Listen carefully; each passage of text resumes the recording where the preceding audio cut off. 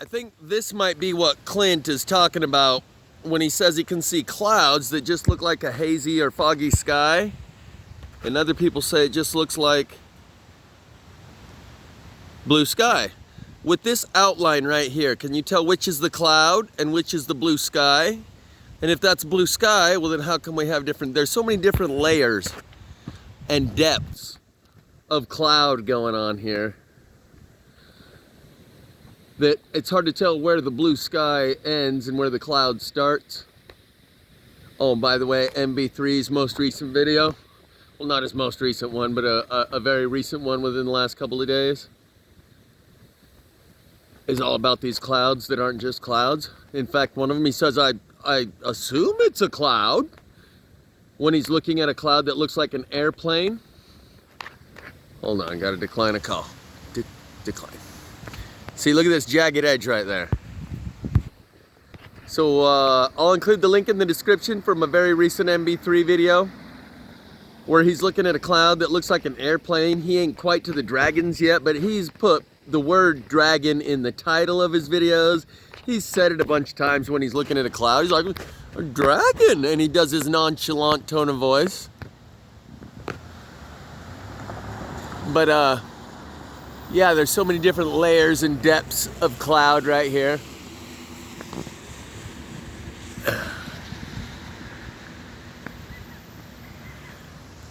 That I think, yeah, particularly this right here. Look at that edge, and well, for one, clouds don't usually take these right angles and form a stairway to heaven. But which is the cloud and which is the backdrop of the sky?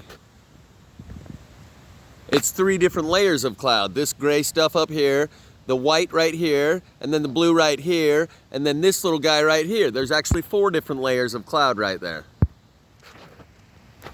And that's why the screen has trouble, the camera has trouble focusing, because it's not sure which layer and which depth to focus upon. Which dragon to focus upon. So I'm not going to make many cloud videos. This is time for everyone else to catch up. And I'll let others make fools of themselves, because I've already let you know what the deal is. Cymatics, anti-gravitational technology. Anti-gravitational technology also creates the cloaking. See, where'd that stairway to heaven go? We just barely turned away and now it's gone. Where'd the stairway go? Stairway's gone. Denied, no stairway. Wasn't that on Wayne's World? Denied, no stairway. So I'm gonna include a link in the description, and it's time for everyone else. And in fact, I think for me it was easier because I had to go through it by myself, but that might have been even easier because I was going through it at a time when the rest of the world was just going about their business as usual. But now, the people that have to do it now, they have to go through this transition while the rest of the world is melting down in so many different ways, from COVID to war, and while the other people around them are also going through a psychological breakdown, if you will. Break me down, build me back up, do whatever it takes. The collective initiation. I started out the journey ahead of the curve in my own individual initiation, but now everyone else is going to catch up. And on that note, I will say this tree right over here. Where's my window? That tree right here, the one in the background, the furthest one out there. I was looking out the window the other day on a Sunday morning before I went to church. Actually, it was after I got back the first time from church, where I picked up the piece of paper with everyone's name and number on it for the local ward. And I got back here because it was too early. First church session starts at 9, and I went in at about 8, and there was someone in there to give me the ward roster, but church wasn't in session. Where is my window? Yeah, that has to be it. That's where, oh yeah, because as we go up. So anyway, that tree out there, as I'm watching it, I see just one leaf flicking around like this. And at first I thought, is that one of those things like what Mr. MB3 showed? And then I see another one and another one, basically three different leaves. I was like, oh no, that's just wind, because I saw 3 different leaves. But then I kept looking closer. I was like, wait a minute, it's only those 3 leaves. And then I started watching these. Start doing this. And then I went to church. That was like a confirmation for me. I had a conscious connection with the observer, had a little back and forth with the spirit, talking about animism. The world's animated, the world's alive all around you, right? That's what James True talks about. He says we only think something's alive if it responds when you poke it. And if it shows you that it prefers this and not that, it has a prejudice and a bias. It wants to be like this and it doesn't like to be like that. But James says everything's alive, even a rock. It's just chill. It'll let you crush it to dust and it has no preference or biases. So in this animated world, like Carlos Castaneda and Don Juan said when he was talking to the spirit, and this said, how will I know when you're here? And a breeze went through his hair and the spirit said, you just felt me. And he said, what, the wind? And the spirit said, the wind is all you felt because the wind is all you know. In the world of animism, everything is alive. And that's pretty much part of the conversation I had and the message I received as I was watching these leaves move and these leaves move, when I realized it's just one branch. The rest of them are sitting still. Right now, this is wind, so you can see they all kind of move generally, but when you see one of them doing this, and the rest aren't, here's what else I understood. If I hadn't saw Mr. MB3's video showing two different people walk right up to these branches that are going like this, and none of the rest of the plant is doing this. It's just one branch. Two different people, maybe a month ago or 3 weeks ago, show this happen and they walk right up and they stop the leaf. They're like, stop it. And then they go like this and it starts wiggling again. If I hadn't saw that video, I wouldn't have noticed it while it was happening over there on 3 different leaves. If I hadn't seen it in person, I would have blown that video off like it's no big deal because it only happened on the 2-dimensional screen. But there's a circular feedback loop. Because MB3 showed it and I'd already seen it, I noticed it when it was sitting right there in front of me doing it. And because I noticed it when I was sitting in front of me doing it, it makes Mr. MB3's video sink in as a reality. I went to church, I came back home, Mr. MB3 posts another video with 2 more people showing you the same thing. Leaves waving at him, just a single leaf. The rest of the tree ain't moving. This lady walks up to it and shows you it's like up this close. She's like, I thought it was like a groundhog or something down there trying to eat it or munching on it. And they go up and they show you the base. There's nothing on it. So that's now 4 videos sent to Mr. MB3. 3 weeks ago, he showed 2 examples. On Sunday, he posted a video that showed 2 more examples, and now you're going to see a flood of those. Because people have seen those 4 examples, they're going to start noticing it around them. Had they not seen those examples, they wouldn't notice it when it's happening around them. And this is a feedback loop, a self-perpetuating feedback loop. The faster it goes, the more it happens, the faster it goes. Like a geometric curve rather than a linear increase. It's a geometric curve and it starts to go like that rather than just a linear increase. And we're to that part in the geometric curve where it's going and it's going to really accelerate. And people are going to be sending in these videos all over the place because now he showed them 4 examples. And now when they see it around them, they're going to go, oh, I recognize that. Had they not seen those 4 examples, they would pass it on by and not even notice it. And this same feedback loop cycle happens with the stars that move on by real slowly. As I'm sitting out back and I watch the stars every night, 1 hour for about an hour after sunset, I see maybe 10 or 15 stars that cruise on by, and right over my house they turn the lights out. And then sometimes they'll give me a flash. And a second later, give me another flash. Other times, they'll be cruising on by, and they'll just turn the lights out. So they're bright as they're cruising on by, and then they'll just turn the lights out all the way and leave it off. I saw 4 or 5 do this right over my house last time it was visible. The other thing that'll happen is I'll be sitting here watching the sky, and you'll just see a flash over here. And it'll catch your eye, and you go over and you look at it, and about 10 seconds later, or maybe 4 or 5 seconds later, see another flash. bright flash. Another 4 or 5 seconds after that, sometimes you get a third flash. Another thing that happens, they cruise over and they're bright, and then they dim the light. They're cruising over nice and slow, and then they come back with a brighter. And they're cruising over nice and slow, and then they'll dim it back down again. And then bright, and then sometimes, psh, after having gone up and down slowly, gradually with the light, a flash, a bright flash. And like I say, conscious connection with the observer. So, the more you see it, once you see it, once you notice it, it's in your conscious awareness. It's like when you get a new car and you see that car everywhere on the road. It's because it's entered your conscious awareness. There's not more of them on the road after you get that car. It's because that car has entered your conscious awareness. I don't want the neighbor lady thinking I'm too crazy, but that's all right. It's because that car has now entered your conscious awareness and you start seeing it everywhere on the road. Likewise with these little leaves that are waving. Likewise with these stars that are moving, and some people are starting to see them go brighter and dimmer and brighter and dimmer. The fact that they move over and there's so many of them, it tells me they're not satellites as we think of satellites. There's something else to them. They are intelligently controlled and demonstrate a conscious connection with the observer.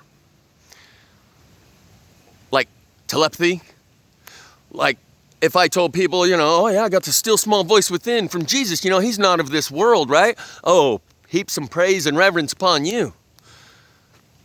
You said still small voice within, right? Yeah. Not telepathy with an alien, right? But Jesus, the one who's not of this world?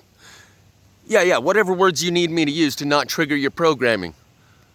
Or to get you to accept what I'm saying without rejecting it based on preconceived ideas and prejudices and biases about people who have telepathic communication with aliens. Yeah, I don't want nothing to do with them. But what if it's the still small voice within from, you know, Jesus's NOTW? Not of this world. So you're going to start to see more and more of this, the cascading effect. Because Mr. MB3 has now put out 4 versions of that. Now my first inclination of why that leaf is doing that, I thought electromagnetics, because when I've scrubbed these wood pieces and shown you the glitter that runs right down, they're full of nanoparticles. So if you have 2 flux lines, a positive and a negative, I thought maybe it's going between a positive and a negative magnetic flux line, and the nanoparticles of metal in the leaf, in the branch, are catching the positive and negative of these magnetic flux lines and going back and forth in between the two. But I think animism might be a more appropriate understanding to interpret this through. Because we're going to start to see a lot more. Like I said, he's showing you the clouds, and for the first time ever, he said, I assume it's a cloud. He has never even hinted before at the idea that it's anything but he's shown a lot of weird stuff, so much that it's like more than anyone else has ever shown kind of thing. So, I'm not going to do cloud videos very often. This is going to be a very rare occasion. While everyone else is tripping on the clouds, I got other things to do. And you're going to see what that is a little later tonight. But I just wanted to make just for old time's sake. You know, you remember back in the day, right? Look at the dragon, see the dragon, look at the eye and a head and the teeth. Everyone's doing that. Not everyone, but there's a lot of people, and it's increasing. So when I said you're all going to have to go through this experience too, 2.5 years ago, everyone else was going about business as usual, saying, dude, you're just having a mental breakdown. You're just having a nervous breakdown, and your nervous breakdown doesn't include everyone else. I titled one of my videos, When My DMT Trip Bleeds Into Your Reality. And we're there. So, I think it might have even been easier on me because I was able to go through my experience while the world was still going about business as usual. And everyone else wasn't losing their mind at the same time. Now, those who have to go through this, who haven't opened their mind and incrementally moved along the scale of acclimation. They haven't acclimated themselves. There's only two ways to adapt: assimilation and accommodation. And none of these experiences are going to assimilate into your worldview. You will have to accommodate a lot of new experience. That means making new files within the folder, within the filing cabinet of your mind. You must accommodate, because these new experiences are nothing like you've ever had before. So they do not assimilate into your worldview, and you must accommodate in order to adapt. So have fun with all that, and don't get too caught up. You know, just roll with it, because it's happening, and the sooner the better that you start incrementally opening your mind. You can see this flat line right there, right? This flat line right there. Do clouds take straight lines? See, that's just one level of understanding. Once you see that and you go, oh, I don't know. Yeah, that is kind of weird. Why a straight edge? Mr. MB3 has shown you plenty of these 90-degree angles, straight edges, some of the most bizarre looking formations of what we call cloud that you've ever seen. But in this most recent video, I assume it's a cloud when he's talking about one that looks like an airplane. So that's the first time he's ever even hinted at them being anything but clouds. And that means that's a new can of worms that he's opening. And soon enough, we're gonna find out there's a lot more to these clouds than water vapor. Be it a sky screen for cloaking technology, and when it disappears, you see the fleets, massive fleets of real ships that are up there. Or these nanobots that can assemble into any different shape and size, and using cymatics, projecting a sound wave into the media of this cloud with the metallic nanobots in it, that can make it take any shape. Simply by modulating those sound frequencies through the science of cymatics, they can make these clouds look like dragons or angels or faces. But pareidolia, people see faces most often, whether it's a human face or dragon face. Pareidolia is strongest with the facial recognition. That's the right brain. Your left brain does not recognize family and friends, only your right brain. So when you start to see faces, don't worry about it. I mean, I probably ain't gonna go tell anyone too quick that the leaves are waving at me, right? Because they'll be like, dude, you need to check yourself in. 72-hour mental health evaluation. Someone call observation and assessment. Take this guy in with a butterfly net. He says the trees are waving at him. Mr. MB3 has put out 4 examples. I'll bet there's a lot more people that are gonna start to see the trees waving at them. But how many of them are willing to say it?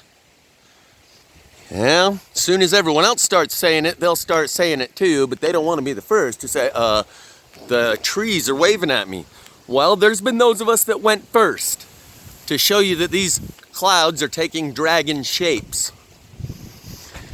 But for us, it might have actually been easier, because now you got to go through this while the world is melting down. Everything from war to COVID to economic collapse. And your neighbors are losing their mind, and people are kind of on edge. I mean, really, really, really on edge. Harboring frustration and transferring it to anyone they can. Look at this curvature on that line right there.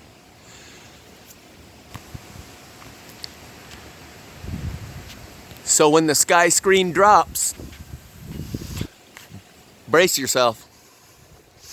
People are going to lose their minds. See these lines? Equal distant lines, one there, one there, one there, like a spinal cord with vertebrae. I'm going to show you some dangerous people. Because I told you they will see it in the others, but not in themselves. And when the sky screen drops, it'll be like the end of the movie They Live, and they will set upon one another and devour each other. Like this QAnon killer who killed his children. Killed his children because his wife gave him the serpent DNA. I'm going to put a link in the description by a guy who said he's pointing out everyone's a serpent or a bot. A serpent or a bot. And there's very few of us humans left, he says. These people are going to be very dangerous. Already ending up in this guy having killed his 2 children.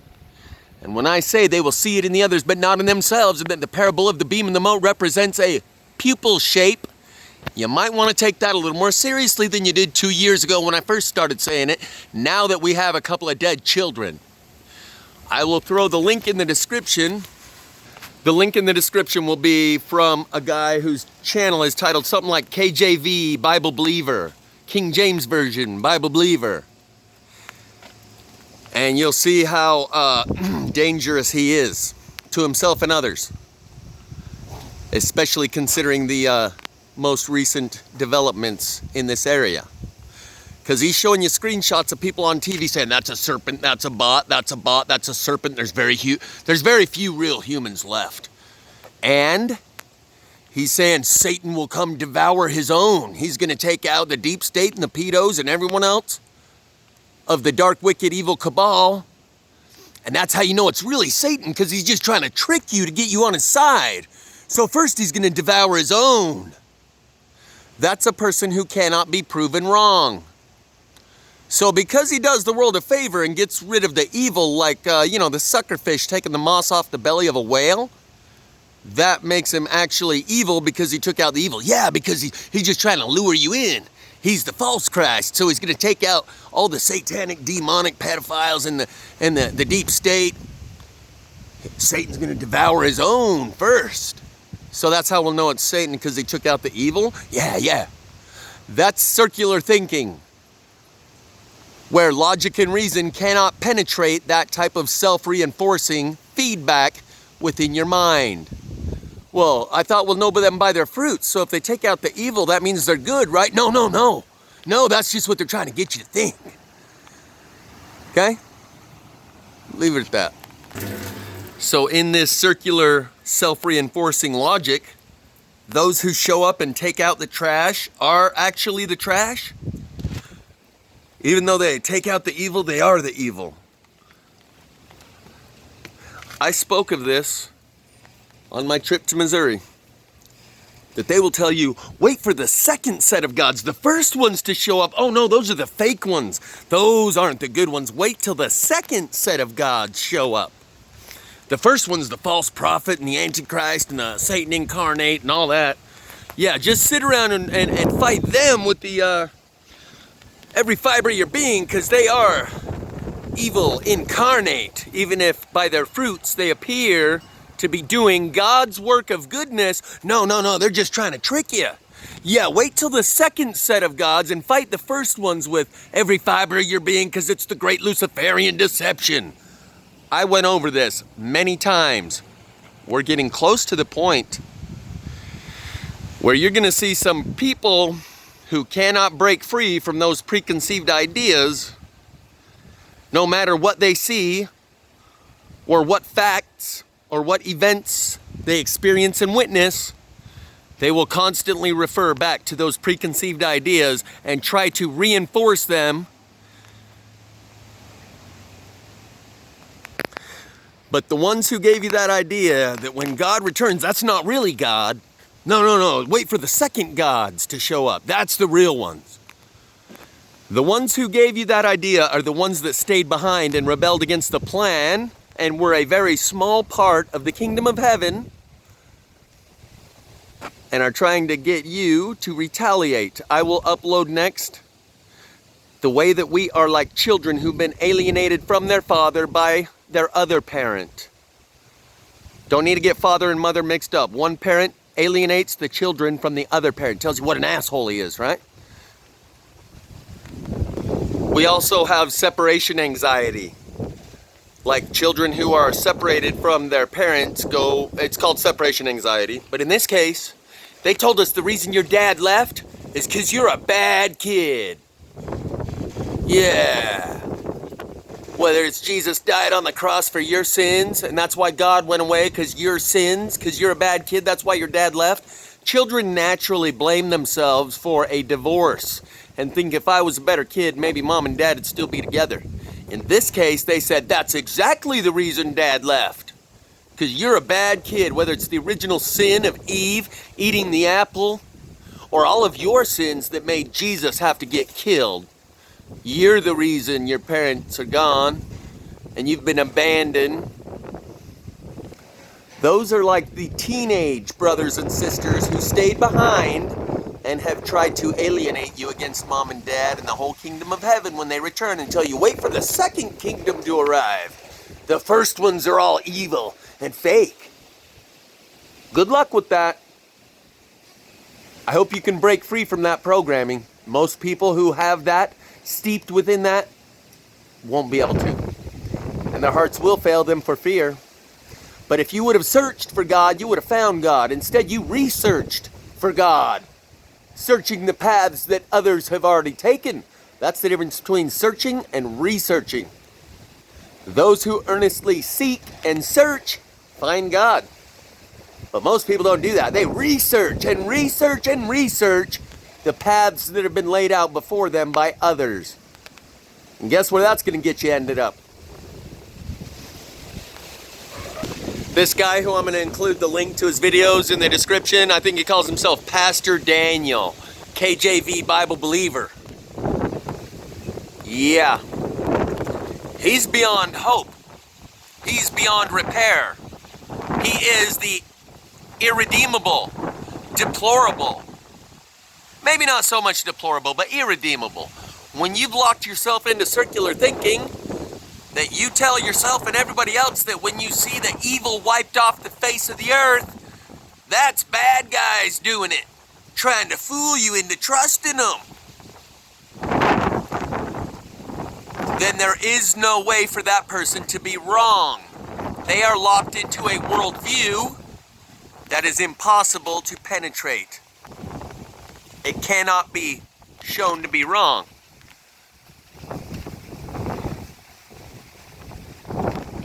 That's what makes him irredeemable. Because no matter what happens, he'll say, "See, I told you so." He's locked himself in to a mental loop. He twisted his mind into a pretzel, and it will seal his fate. But that's a major part of what the COVID was all about. So you won't join in on another witch hunt. Now that we just went through 2 years worth of witch hunt, most people aren't going to be as readily willing to follow the leader in a mindless endeavor. That's what the Delta variant is about. You fell for it the first time. Are you going to fall for it again right after the first time? If you still don't see it, well, then you need to go wear a mask.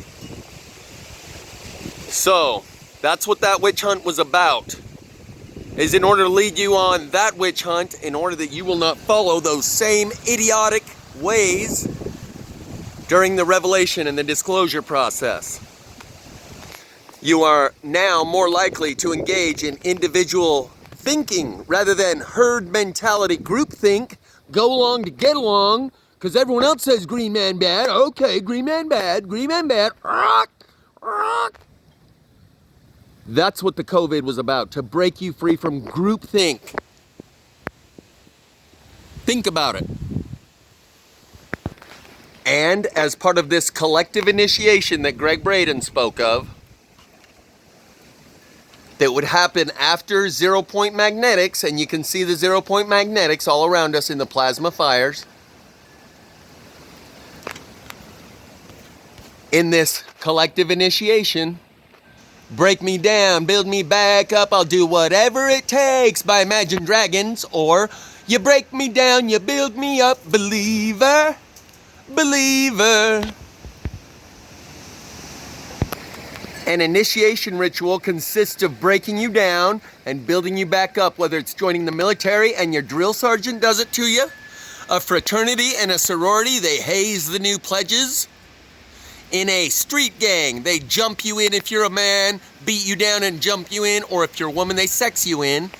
And it's to break down your self-image and worldview in order that you can join this group and be one of us. You want to go be part of the world at large, or you want to defend Jim Jones on this little island where our minds have been captivated. So that circular logic goes something like, Jim Jones told us that some people would eventually show up to free us from the island. And now that they have, that proves Jim was right and he's a prophet of God, and he told us that those people are evil because they showed up like he said they would to free us, just like he said they would. That proves he's right, a prophet of God, and that they are evil. You can see this radius right here, right? This curvature, and then the flat spot.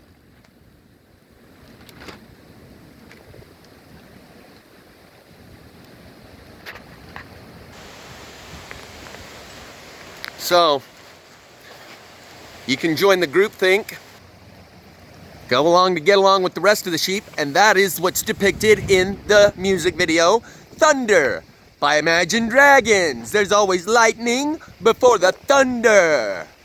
And it shows that the extraterrestrials show up, and they see a bunch of sheep. They're like, what the hell? Well, what are all these sheep doing here? We left free-range human beings and come back to see all these sheep. I thought we were supposed to cultivate the consciousness. These guys have been capped and put into a pen. So you can stay on Jim Jones Island if you want. But what will you do with the rope?